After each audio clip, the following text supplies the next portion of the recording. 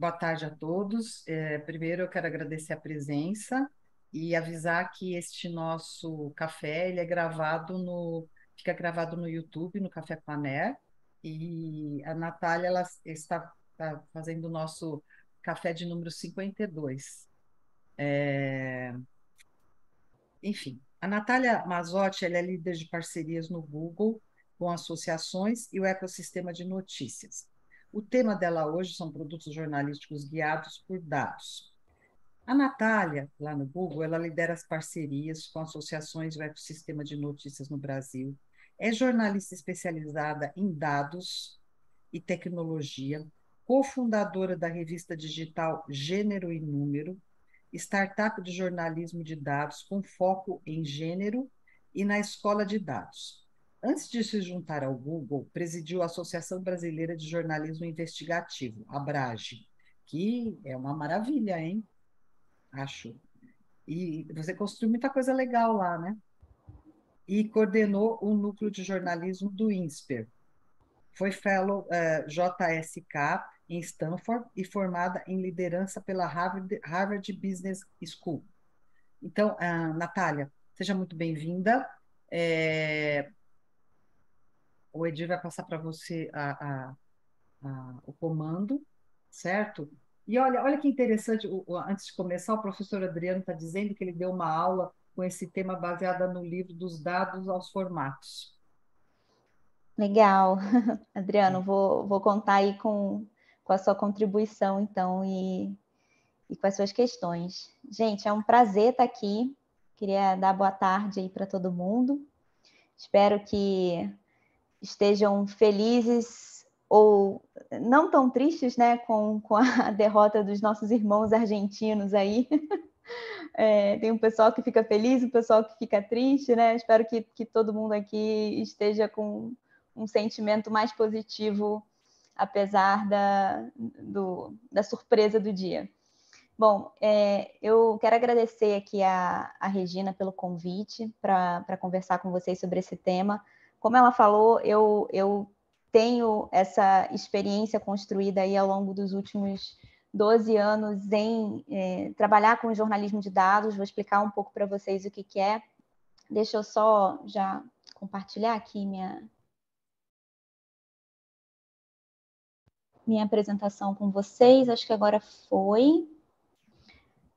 E aí eu consigo também... Deixa eu ver aí. Perdi agora a aba aqui. Pronto.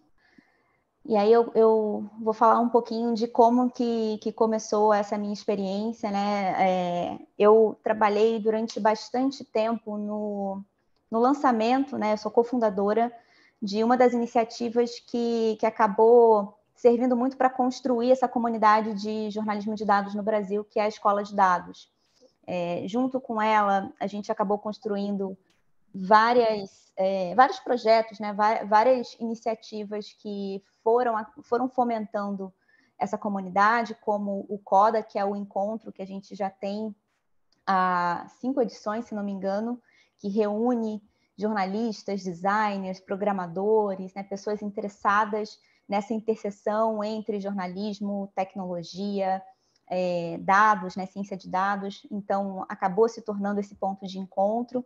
E, no paralelo a isso, eu fui desenvolvendo outros projetos, todos, a grande maioria, na verdade, com esse enfoque, né? Com essa pegada de alguma maneira, relacionar ou trabalhar de forma conjunta o jornalismo e a ciência de dados e dados de maneira geral. Aí tem a Gênero e Número, que é uma revista que foi fundada em 2016, 2015 para 2016, com essa intenção, né, de contar histórias guiadas por dados sobre questões de gênero e, com isso, influenciar políticas públicas. A Open Knowledge é uma organização que atua por advocacy para abertura de dados. Dentro do fellowship do GSK que eu fiz, eu estudei, né, e desenvolvi um projeto relacionado a desertos de dados no Brasil. E na Abrage, minha atuação era um pouco mais ampla, mas eu acabava sempre envolvida e engajada particularmente nos projetos relacionados a esse tema. Agora eu estou na Google News Initiative e o meu trabalho lá não é tão direcionado ao uso de dados, embora muitas das coisas que a gente faça, muitos dos treinamentos, né, que o Google oferece tem uma relação direta com esse tema, mas eu trabalho lá especificamente com parcerias com a indústria de notícias e principalmente com as associações. Então, para mim, é um prazer estar aqui estreitando essa conversa com a ANER também. Bom, eu queria começar falando um pouco de por que a gente está comentando hoje sobre dados e jornalismo, né? Se isso, na verdade, é um caso de amor bem antigo. E aí, só para ilustrar, e acho que o pessoal que está aqui deve ter muitos exemplos, né? De se a gente for parar para pensar historicamente a produção jornalística, o uso de dados para a produção jornalística vem de muito tempo, né? E aí a gente tem um caso que acho que foi um dos primeiros, na verdade, né? Isso aí foi em 1952, quando a CBS ela acabou conseguindo trabalhar modelos estatísticos utilizando um dos primeiros computadores disponíveis, né? Que é esse que está aí na foto, o Univac, que a gente não tinha nem noção de como é que... Eu, pelo menos, não tenho a menor noção de como é que deve ser trabalhar num computador com essa dimensão, né? Mas, antigamente, com uma capacidade de processamento super baixa, e ainda assim eles conseguiram trabalhar modelos estatísticos para conseguir prever um resultado da corrida presidencial nos Estados Unidos, né? Então, foi uma das primeiras vezes aí na história do jornalismo que você utilizou um processamento computacional, ainda que super baixo para os padrões que a gente tem hoje, né? Para conseguir fazer essa previsão de resultados eleitorais, né? Então, não é exatamente de agora que isso é feito.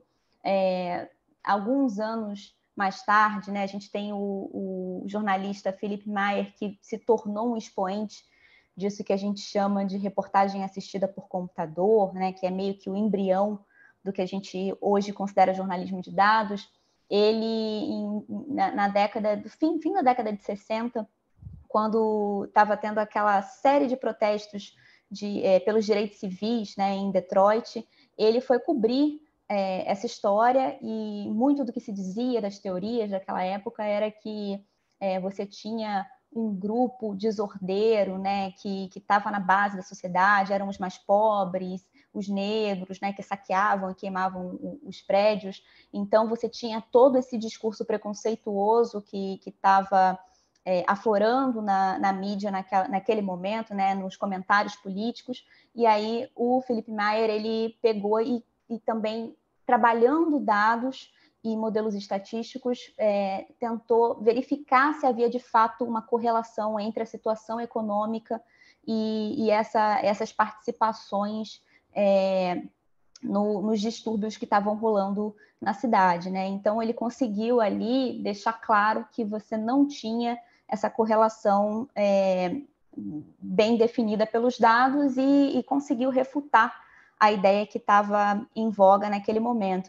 Então, esse trabalho de pegar os dados para, de alguma maneira, explicar temas complexos, né? De alguma maneira, trazer uma visão nova para o que está sendo contado de história na imprensa, é um trabalho que não vem de hoje, mas a gente percebe que tem uma mudança muito grande, e quando a gente se debruça sobre jornalismo de dados atualmente, né, sobre o uso de dados na produção editorial, a gente vê que isso se torna uma coisa muito poderosa e muito mais presente, basicamente porque a gente tem uma dimensão totalmente diferente, né, muito maior, da produção de dados e da utilização desses dados, né? E aí, só para trazer isso para vocês, a quantidade de dados que a gente produz hoje é absurdamente incompreensível, assim, né, em termos numéricos, até para nossa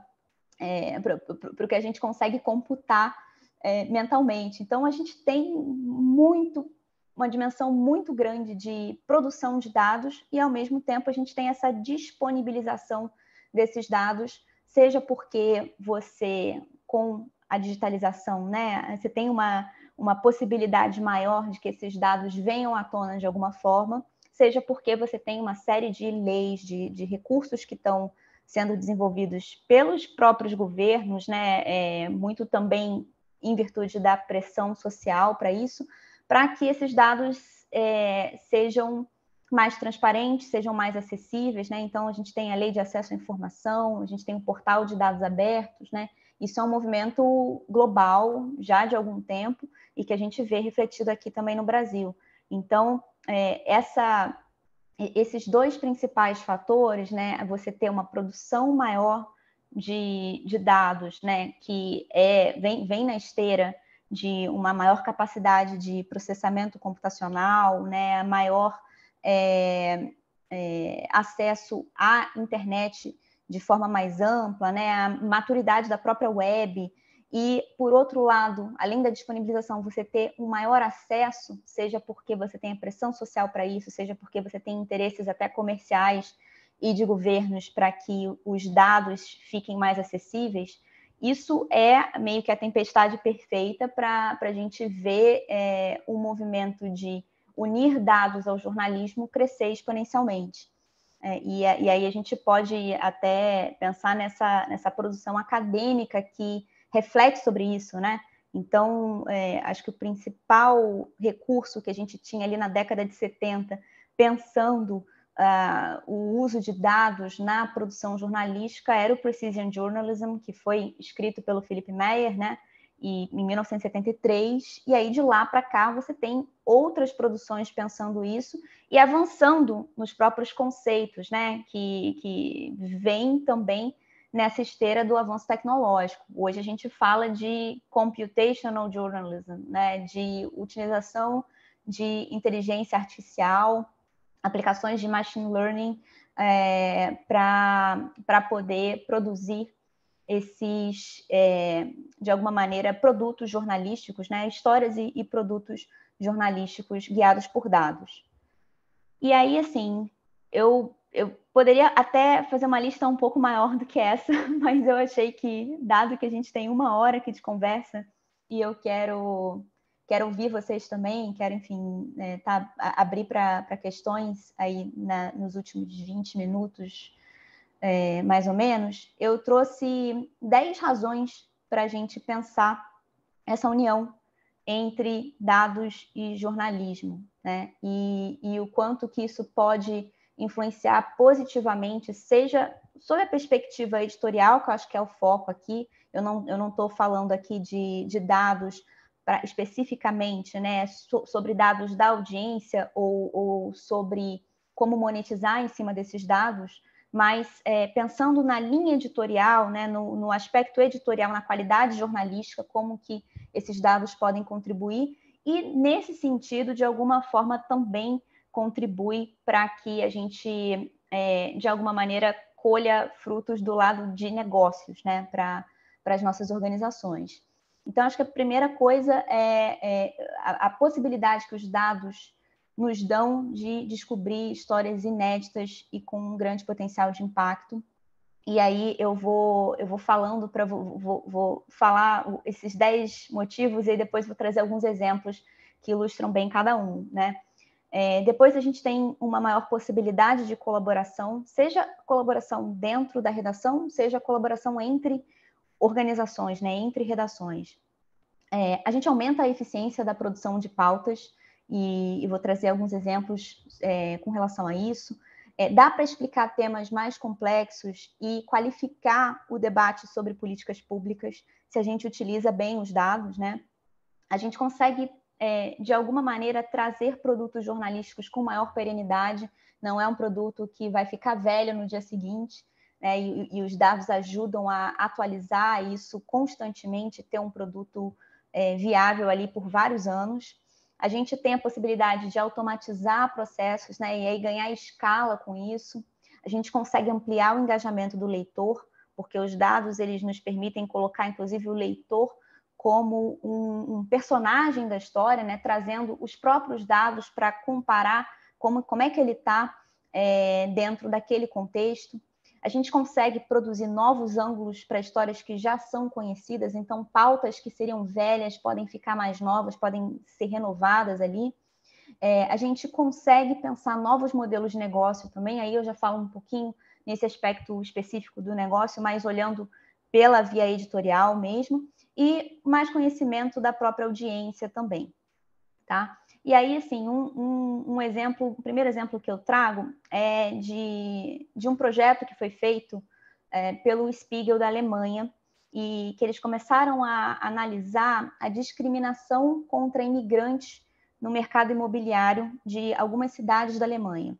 Tá? E o que eles fizeram? Eles tiveram um insight super interessante, utilizaram uma metodologia que ainda ninguém tinha utilizado para conseguir levantar dados que não existiam sobre essa discriminação.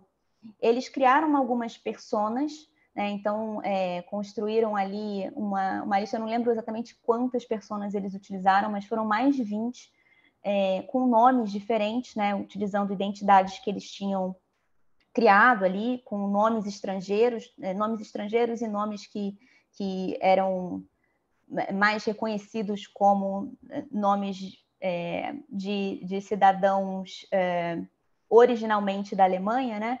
E aí eles pegaram e ligaram para várias empresas, várias imobiliárias, buscando respostas sobre a candidatura a algumas casas, a alguns imóveis que estavam disponíveis para locação, né? E aí eles contabilizaram as respostas e no resultado da série de matérias que eles publicaram, eles trazem que se o nome era árabe ou turco, né, a chance de ter uma resposta dos agentes imobiliários era de 25% menos do que o que se tinha quando o candidato tinha um nome alemão, né? Então, essa história ela acabou tendo um impacto bem grande, inclusive provocando um movimento que levou à agenda, né, governamental leis antidiscriminatórias. Então, não foi só uma metodologia que pautou outros veículos também para jogar luz a essa discriminação, mas também pautou as autoridades públicas, né, e potenciais mudanças nas políticas públicas. Então, acho que foi um caso bem interessante, e a gente tem no Brasil também casos que são muito similares, né? Esse aí foi um caso do Delta Folha, a Folha de São Paulo fez uma história utilizando também um modelo estatístico que tinha sido publicado num paper, né? Então, você vê assim, o grau de profundidade que se vai, né, nesse tipo de análise, que você, na verdade, tem um jornalista ou um grupo interdisciplinar dentro da redação que vai conseguir replicar um modelo estatístico que foi feito por cientistas sociais e publicados, né, em journals, em periódicos científicos. Então, eles fizeram isso e com base nesse modelo, eles conseguiram verificar um alto índice de chance de fraude nas provas do Enem, que acabou pautando uma investigação do governo federal, né? Isso foi uma história que repercutiu bastante. Então, também a gente vê aí como que os dados utilizados de forma estratégica podem gerar essas histórias, séries de reportagem, né, produtos que, de alguma maneira, impactam até de uma forma decisiva, né, políticas públicas que vão sendo criadas. E a gente também tem exemplos em que a construção de uma determinada base de dados, né, por uma equipe da redação, ela acaba servindo como fonte para uma série de pautas que são feitas depois. O basômetro, né, aí o que eu trago é exatamente esse exemplo, foi um dos primeiros projetos que o Estadão Dados, a equipe do Estadão Dados construiu. Ele acabou se tornando isso, se tornando uma fonte de pautas contínua para vários outros repórteres, vários outros jornalistas do próprio Estadão, né? Então, não só os jornalistas envolvidos diretamente no projeto publicavam essas histórias, mas outros repórteres consultavam a base de dados para identificar, por exemplo, se você tinha um deputado que estava alinhado ou não ao governo, né? Então, aquilo acabava sendo uma fonte de consulta para histórias da cobertura política que vinham sendo feitas por toda a redação. Então, você tem também a possibilidade de, trabalhando bem as bases de dados que são interessantes, né, para determinadas coberturas, isso se tornar uma fonte contínua e aumentar a eficiência nessa produção de pautas.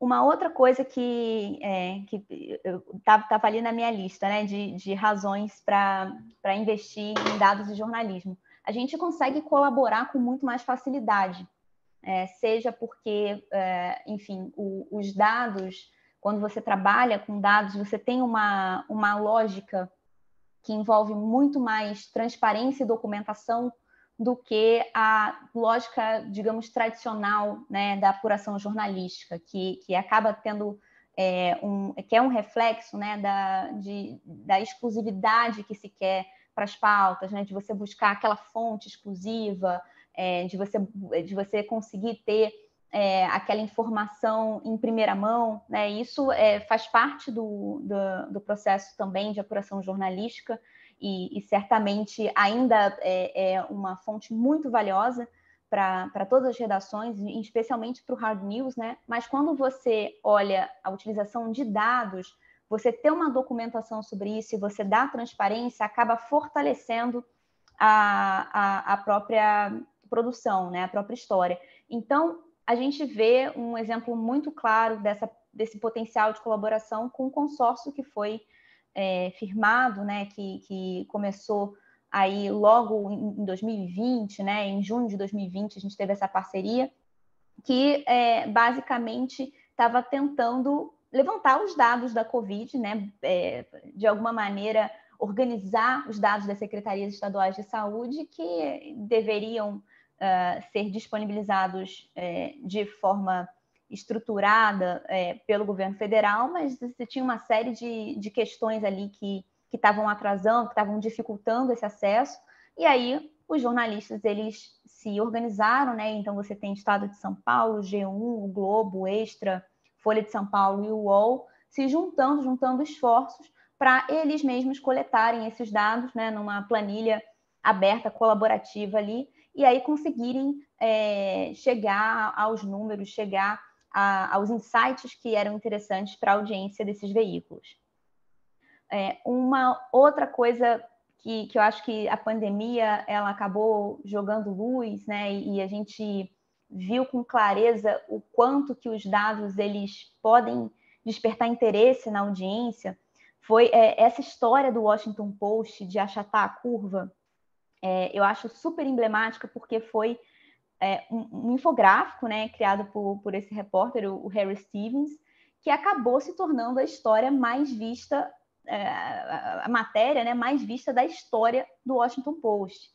E ela foi tão vista que ela foi, inclusive, traduzida, né? A gente tem uma versão em português dessa matéria, que é uma coisa que não é tão comum a gente ter matérias do Washington Post em português, mas ela ficou realmente muito viral, muito popular, e basicamente era uma matéria que criava uma simulação explicando de forma clara para a audiência como que você tinha o surto como que o surto de Covid se dava e como que você podia trabalhar para achatar a curva, né? Então, era uma simulação relativamente simples, mas as pessoas entenderam de forma muito, muito clara, né? Muito eficaz o que aquilo queria dizer. Então, um tema que às vezes era complexo, de difícil entendimento, por essa simulação, por esse infográfico, acabou ficando mais compreensível, mais claro e trouxe uma audiência gigantesca para o Washington Post. A gente também pode olhar sobre uma outra perspectiva, que é a perenidade que a gente pode dar a essa produção guiada por dados, né? Então, aqui tem uma ferramenta, né? Vou até chamar de ferramenta, que foi criada né, eu sou uma das autoras disso, com outros colegas que trabalhavam comigo na agência de jornalismo de dados J++, e a gente fez esse trabalho para o jornal Correio da Bahia, buscando, com os dados do SISU, buscando mostrar para os leitores, para a audiência do Correio da Bahia, como que, a partir da nota do SISU, dos candidatos, aquele candidato estaria posicionado olhando para a série histórica daquele curso, né, que era interessante para ele, e das universidades, né? Então, se eu tirei 670 no SISU, como é que eu estou posicionado ali para entrar ou não nessas universidades que são do meu interesse, né? Então, dava para filtrar por estado, dava para filtrar por curso. E aí, o que você precisa fazer para isso se tornar uma ferramenta útil todo ano? Basicamente, atualizar os dados, né? Incluir, se a gente está trabalhando a série histórica, inclui ali na base os dados do ano mais recente, né, que foram disponibilizados, e aí a ferramenta está atualizada. E foi um sucesso, foi a maior audiência que o jornal teve de fora da Bahia naquele ano, né? Então trouxe uma relevância não só local, como também nacional para o jornal. Os dados eles eram facilmente atualizáveis, né? E é uma ferramenta que pode continuar gerando tráfego, pode inclusive ser uma ferramenta patrocinada, se a gente for pensar no quanto de instituições privadas de ensino que se interessam, que você tem ali um grupo de estudantes, né, de pessoas que estão querendo ingressar no ensino superior olhando para aquela página. Então, você pode fazer parceria, branded content com várias empresas de educação que se interessariam basicamente por em chegar nesse público, né?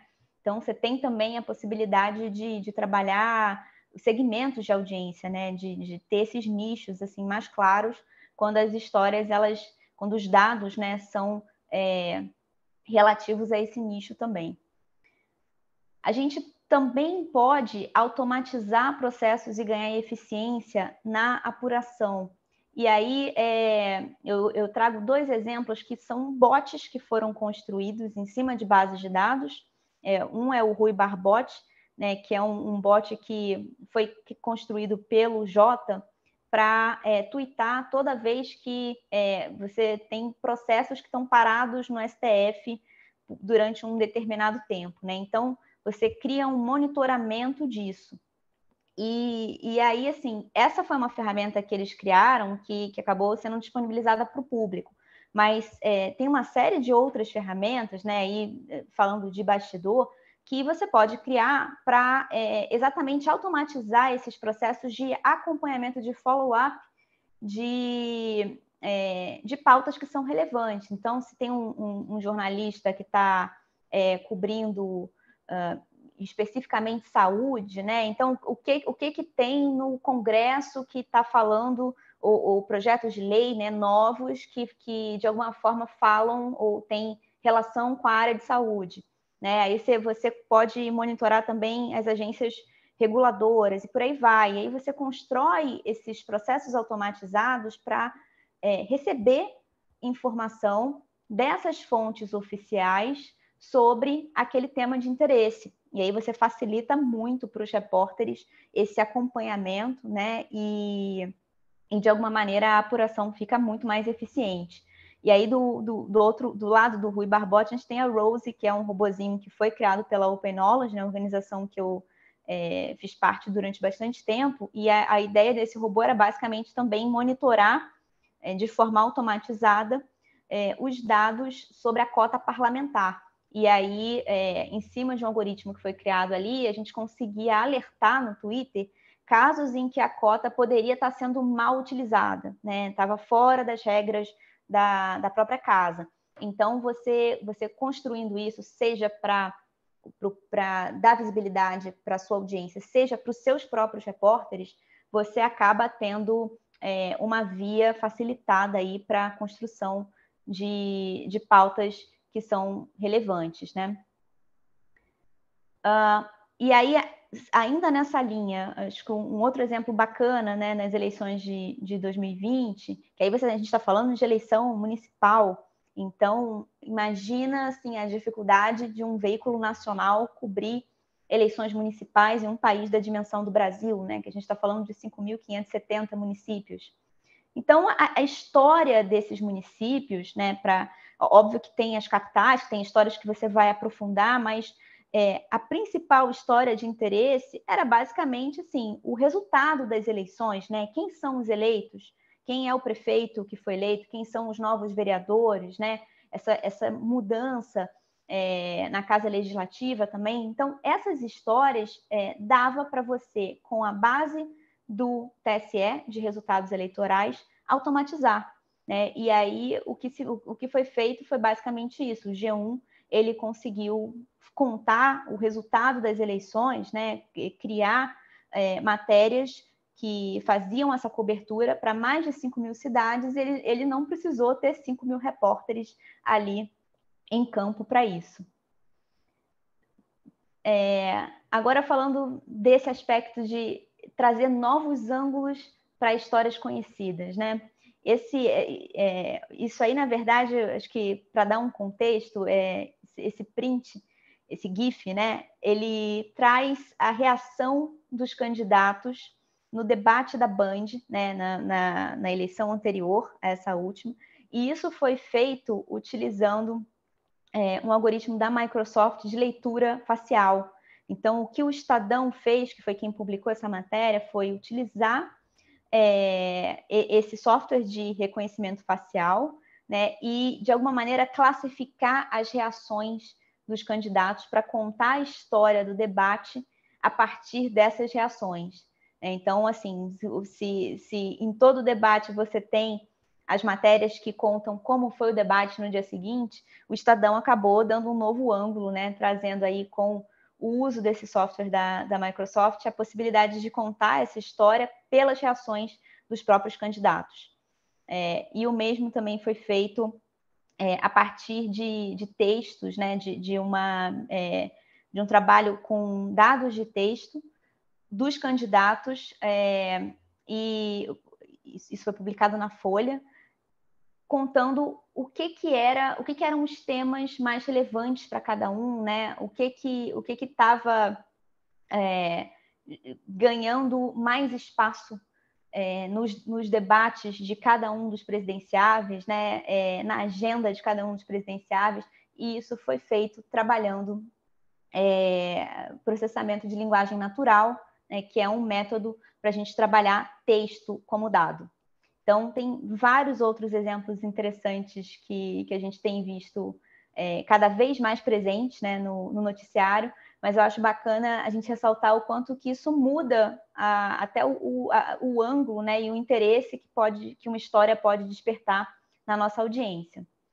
E falando em novos modelos de negócio, a gente tem uma série de possibilidades de pensar como que esses dados, principalmente se a gente está trabalhando dados especializados, né, podem interessar particularmente a um segmento da nossa audiência. Quem faz isso muito bem é o Jota, né, uma das principais fontes de receita do Jota vem basicamente desse trabalho de ciência de dados que eles têm e que acaba assim juntando a possibilidade aberta pela tecnologia, né, pela coleta de dados, pelo processamento de dados, de tudo que eles conseguem extrair dessa frente, aliada à qualidade do jornalismo, que acaba sendo um olhar qualitativo, né, que muitas vezes, inclusive, consegue alimentar os próprios modelos, consegue ajustar os modelos, né, que eles criam para essa audiência especializada, para oferecer predições, né, para oferecer análises super aprofundadas. Então, você tem aí um espaço muito grande e certamente um público interessado nessas análises que são especializadas e que combinam essa capacidade quantitativa que a tecnologia oferece, né, que o uso de dados massivos nos traz, com o poder da análise qualitativa do conhecimento de contexto, do conhecimento de campo que os repórteres têm. A gente pode também falar de ampliar o engajamento do leitor, né? E o leitor, ele acaba se tornando parte da história. A gente tem vários exemplos. Isso aqui é uma ferramenta que foi criada pelo New York Times, em que você conseguia colocar ali o seu município, né?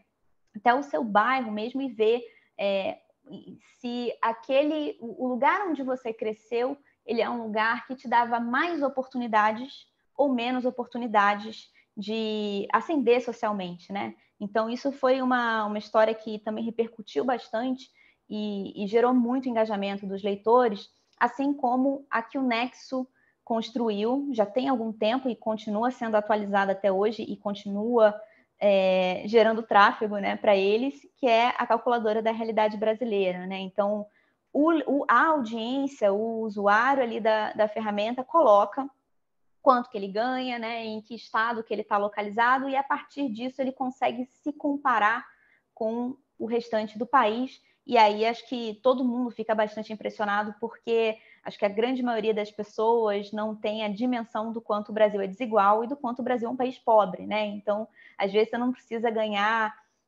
toneladas de dinheiro para você estar ali no 1%, né, dentro do país e do seu estado também, né? Então, isso acabou se tornando uma ferramenta super popular que o Nexo mantém até hoje. Falando ainda em novos modelos de negócio, eu gosto desse exemplo porque eu acho tão fora da caixa, né? O La Nación, você tem em Buenos Aires uma noite de museus, né? Em que você tem várias obras que são expostas em museus da cidade, que ficam abertos ao longo da madrugada. Então, é todo um evento cultural.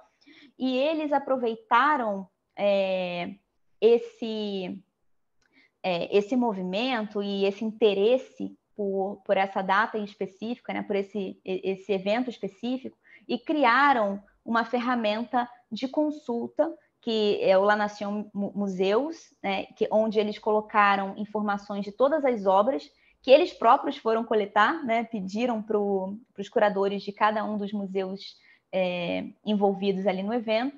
E aí, com isso, eles acabaram criando uma ferramenta que nem o próprio governo de Buenos Aires tinha para oferecer para os cidadãos que participariam do evento, né? Então, eles acabaram conseguiram um financiamento do governo de Buenos Aires, da cidade de Buenos Aires, né?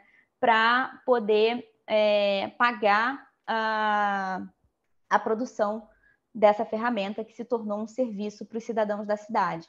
Então, acho que tem uma série de possibilidades abertas para monetizar o uso de dados na frente editorial, né? E aí, assim, a gente tem vários outros exemplos que são muito conhecidos, a The Economist, a Bloomberg, a Reuters, todos eles têm unidades de inteligência que estão muito focadas na produção, né, mas principalmente no processamento de dados para extrair insights que servem para audiências de nicho. E eu falei que eu ia dar 20 minutos para perguntas, e acho que estourei um pouquinho o meu tempo, mas acho que a ideia aqui era ter esse toque mais inspiracional mesmo, trazer vários exemplos e seguir aqui essas 10 razões aí para que vocês vejam um valor na utilização de dados na frente editorial das publicações de vocês. Deixa eu parar. Parei de compartilhar? Parei. Parou. Natália, o professor Adriano está cheio de perguntas aqui. Professor, eu vou começar por essa aqui, eu não sei se tem outras depois. Quais ferramentas você indica para olhar para os próprios dados dentro da nossa plataforma de publicação digital? É isso, professor? Isso mesmo, isso mesmo.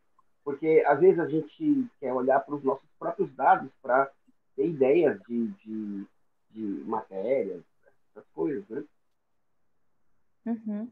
Assim, quando a gente fala dos dados da própria audiência, né, dados que vocês vão acabar olhando muito provavelmente no Google Analytics ou em alguma ferramenta como o Piano, eu não sei exatamente o que vocês utilizam, né? Mas você tem essas ferramentas que ajudam a gente a acessar esses dados sobre a nossa audiência, né? E tem algumas ferramentas, inclusive, que ajudam a interpretar esses dados. Eu não sou especialista nessa parte de reader revenue, de crescimento de audiência, né? Essa não é exatamente a minha pegada. Mas eu sei que uma boa ferramenta se você ainda não conhece, não utiliza, para tentar utilizar no seu dia a dia é o News Consumer Insights, que é uma ferramenta basicamente para, de alguma maneira, te ajudar a interpretar os dados que você tem da sua audiência, e identificar ali potenciais de melhorias no seu site, né, na sua plataforma, para que você aumente o engajamento dessa audiência, né, para que você melhore o seu funil de conversão.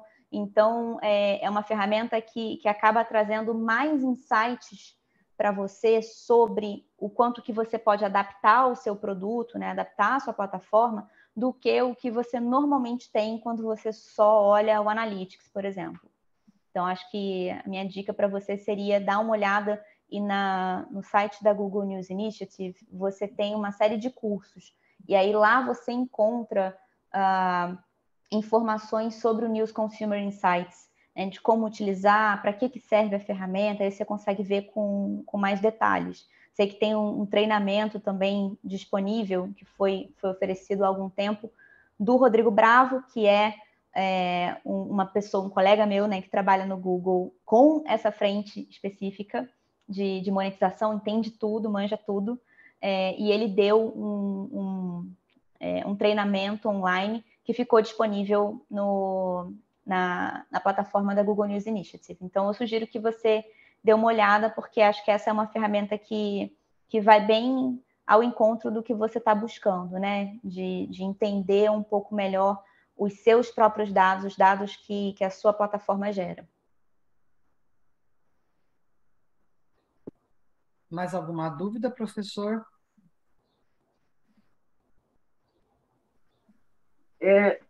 Se o Google ele vai abrir novas turmas para treinar aí os jornalistas, porque eu sei que tem bastante cursos, né, no Google News, né? E você citou bastante o Jota, e lá eu vejo que o Jota, o Google acho que fez uma parceria muito interessante com o Jota, que eu acho que os editores aqui também, se fizesse algo nesse sentido, poderia se dar muito bem, de arrumar a casa legal assim, da sua plataforma, das suas estratégias de divulgação, de criação de matéria, etc. Eu sei que o Jota, ele participou do desafio do Google, né, de impacto, e, enfim, ele acabou sendo selecionado em algumas das iniciativas da Google News Initiative que eram abertas a todos, né, qualquer publisher poderia se candidatar, mas tinha uma seleção ali e alguns dos projetos do Jota foram selecionados. Provavelmente tem, enfim, se tiver alguma parceria específica, talvez eu não tenha total visibilidade de tudo que o Google faz com o Jota, mas eu sei que nessas iniciativas tinha participação ali do Jota, que foi selecionado nesses editais. E sobre treinamento, eu sei que a gente tem planejado para o ano que vem, inclusive a gente está em conversa até com a Regina sobre isso, uma série de treinamentos para associados enfim, da ANER, de outras associações jornalísticas, né? Então, a gente quer fazer esse trabalho de conseguir chegar a um número grande de veículos, né? E de pessoas que estejam engajadas não só do lado editorial, mas também do lado de negócios, de tecnologia desses veículos, para oferecer esses treinamentos que vão estar muito focados em receita e diversificação de receitas, né? Crescimento de receitas, crescimento da audiência e qualidade jornalística, né? Então, com esse aspecto também de como que a gente consegue, seja com produtos Google ou não, melhorar a nossa produção jornalística, né? Os nossos produtos jornalísticos também. Estou tentando ver aqui, acho que... Professor, não. Já tirou suas dúvidas, então? Eu não sei se o Já Demetrio... sim. Obrigado, viu? O Demetrio tinha me escrito também que estava com alguma dúvida. Demetrio, você quer tirar seu microfone e falar? Posso sim, gente. É prazer em conhecê-la, Natália. Não, Ele é da Carta Capital. eu sou da Carta Capital, como vai? Tudo bom? Prazer. Eu ia falar sobre o NCI mesmo, né? Na realidade, a gente aqui utiliza bastante, a gente tem um atendimento do próprio Google, né? E na hora que você estava introduzindo o assunto, eu falei, pô, eu acho que o NCI é uma ferramenta importante e que muitos publishers, por incrível que pareça, a gente percebe aqui nos próprios fóruns da ANEP, tem um pouco de dificuldade de operá-la, né? E aí vai ao encontro do que o professor Adriano estava falando também, que é essa questão de qualificação e tal. Eu sei que vocês têm, inclusive, uma série de programas, mas acho que valeria talvez uma explicação um pouco mais aprofundada no momento oportuno sobre o funcionamento do NCI.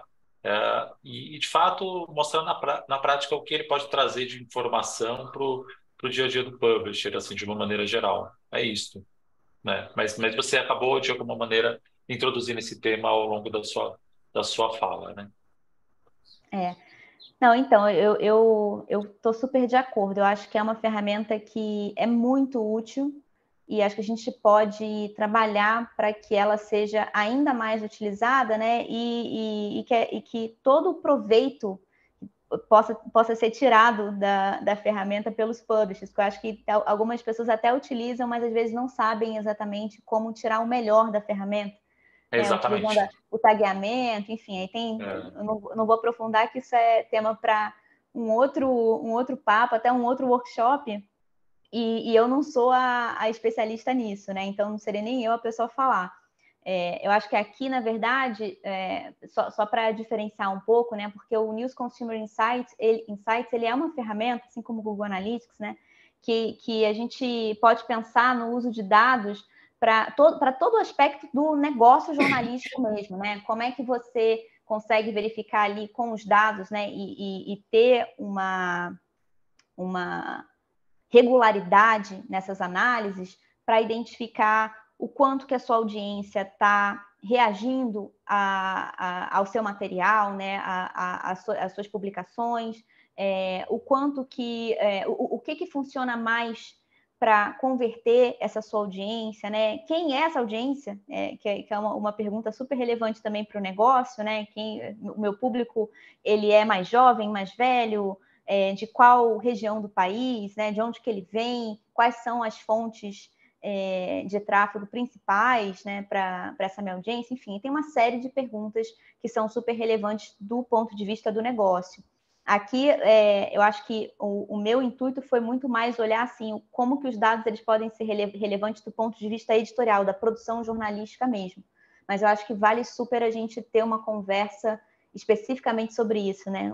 Os dados que são utilizados para melhorar aspectos do negócio jornalístico, eu acho que isso é fundamental. Natália, uma dúvida que eu tenho. Quanto, de fato, as empresas jornalísticas fazem uso do jornalismo de dados aqui no Brasil? Você não tem uma avaliação disso, tem? Não baseado em dados, mas baseado em anedota. Baseado em quê? Em anedotas, assim, Tá. no meu conhecimento do ecossistema, né? Tá, e aí? O que tem de E informação? assim, o que eu posso dizer é que ao longo dos últimos 5, 6 anos, a gente viu uma transformação disso. Porque se você fosse olhar 5, 6 anos atrás, né, você contaria em uma mão as equipes ou os veículos jornalísticos que teriam profissionais especializados em jornalismo de dados. Eu não digo nem equipes de jornalismo de dados, mas ter ali um profissional dedicado a isso. Hoje, inclusive redações regionais, né, você pega o Povo e você tem uma equipe de jornalismo de dados lá, capitaneada pela Thaís Lavor, que é uma jornalista de dados que foi crescendo nessa comunidade que a gente foi construindo ao longo dos anos, né?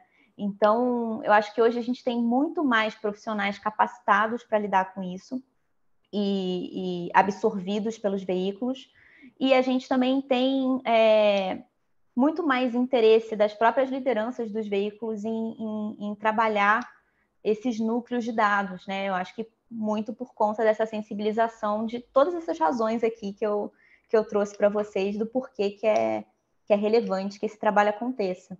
Então, eu sinto que teve uma mudança aí ao longo dos últimos anos e a gente está num mercado relativamente amadurecido quanto a isso. Acho que a gente não pode comparar com os Estados Unidos, né, que trabalham e assim, tem eventos de jornalismo de dados e tudo há décadas, mas aqui a gente já está amadurecido bastante para ver veículos regionais trabalhando com dados nos seus times editoriais, para ver trabalhos jornalísticos de equipes brasileiras concorrendo a prêmios internacionais e ganhando prêmios internacionais. Então, assim, uma relevância bastante grande dessa produção e um reconhecimento também bastante grande. E a própria comunidade mesmo, você vê ofertas de cursos sobre o jornalismo de dados, né? Você tem hoje 2 pós no Brasil que trabalham com esse tema, que se pega 2 anos atrás você não tinha nenhuma. Então, eu vejo um movimento de evolução até relativamente rápido dessa incorporação dos dados na frente editorial. Certo, entendi. Porque a sensação que me dá é que as pessoas, os editores, acham que isso é muito caro, que é muito caro fazer isso, que é muito caro você controlar e entender todo esse ecossistema de dados. É caro. Olha, é engraçado que você pergunta isso e me leva a 2015, que foi quando a gente lançou a agência J++, e o objetivo dessa agência, eu e mais 4 jornalistas, né, a gente se juntou, e todos que trabalhavam já com jornalismo de dados, né, eram especializados, a nossa ideia era, bom, as redações elas não têm, né, redações pequenas e médias não têm recurso para investir em montar um time especializado nisso. Então, a gente vai fazer uma agência que vai ser meio que a terceirizada dessas redações para desenvolver essas histórias. E não deu certo, porque acho que naquele momento ali, você talvez não tivesse, para as redações pequenas e médias, ainda a clareza de por que valeria investir nisso, né? E até quando você tirava o time da redação e terceirizava, tudo que a gente oferecia, as redações acabavam achando caro, ainda assim. Hoje eu acho que não fica tão caro, porque antes você tinha pouquíssimos profissionais especializados nisso. E hoje você tem vários. Então, você tem uma oferta desses profissionais no mercado muito maior, né? Embora a demanda também tenha crescido. Então, continuam sendo profissionais valorizados, né? Mas você tem uma oferta que acaba reduzindo um pouco a valorização, né, desses profissionais para fazerem parte dos times nas redações. Muitos deles acabam indo para outras empresas, né, para startups de tecnologia, para big techs, mas eu acho que ainda assim você tem uma formação muito grande a cada ano de novos profissionais que se especializam em tecnologia, né, na utilização de dados, em todo o fluxo de trabalho com dados, na verdade, e são capazes de entregar isso nas redações. Porque a gente sabe que, de alguma forma, você trabalhar com dados, né, você começa a evitar até a fake news, né? Porque você, a partir do momento em que a gente, é só ver o consórcio que foi criado para apurar os dados da Covid, né, que você mesmo deu como exemplo aqui, certo? Uhum. Se nós não tivermos, assim, se nós tivéssemos essa apuração, que dados nós teríamos se o Ministério da Saúde não divulgasse esses dados, né? O que a gente teria? Sim, não, eu só faria uma ressalva em relação a isso, porque o dado ele combate fake news se ele for bem trabalhado e tiver contexto, senão ele pode, inclusive, ser fonte de fake news. Né? E Certo. a gente vê uma coisa uma narrativa, né, que foi construída na campanha eleitoral, que pegava os dados absolutos de desmatamento na Amazônia e comparavam, né, no período Lula e no período Bolsonaro, sendo que era uma comparação que não cabia, né? Então você tirava os dados de contexto, porque na verdade o Lula herda, né, o governo Lula herda uma taxa de desmatamento altíssima. E o governo Bolsonaro pega numa taxa num patamar completamente diferente. Então, se você compara valores absolutos, você perde de vista que, na verdade, o que a gente deveria comparar é a tendência que foi apresentada nos dois governos de combate ao desmatamento, né? Um que, ao longo do governo, teve uma forte queda, um forte declínio, e o outro que a gente viu aumentar. Embora, se a gente for comparar os valores absolutos, a gente vai ter essa narrativa de que um governo trabalhou mais em prol do desmatamento do que outro. Então, depende muito de como você trabalha com os dados, e os dados eles podem mentir. Tem vários livros que falam sobre isso, né? Como mentir com estatísticas. Enfim, Eu acho isso muito interessante, porque daí você constrói a narrativa que você quiser, né? Então, de fato, pensando, o jornalista ele tem que ter esse preparo, ele tem que ter esta formação para que ele saiba, de fato, lidar com esses dados e trazê-los da melhor forma possível, não é verdade? com Não é certeza, assim com para certeza. chegar e falar assim, me dá esses números aí que eu dou um jeito. Não é assim que Total. funciona. Se você torturar, os dados te dizem qualquer coisa, né? Tem essa frase. Justamente, é verdade, é verdade. E falando com você, achei interessante, né? Porque de repente a NER podia ter, né, um desses cursos de jornalismo de dados para oferecer para os associados. Eu acho que pode ser bem interessante, né, Natália? Com certeza, com certeza. Eu acho Sabe, de que repente é um campo.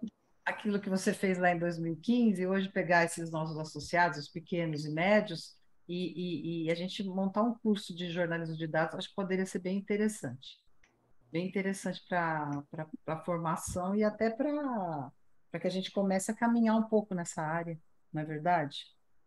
Com Enfim, certeza. Se tiver interesse aí dos associados, a gente pode trabalhar nessa ideia, sem dúvida. eu acho que sim, é verdade, acho que pode sim. Deixa eu ver. Tá, já deu o nosso horário.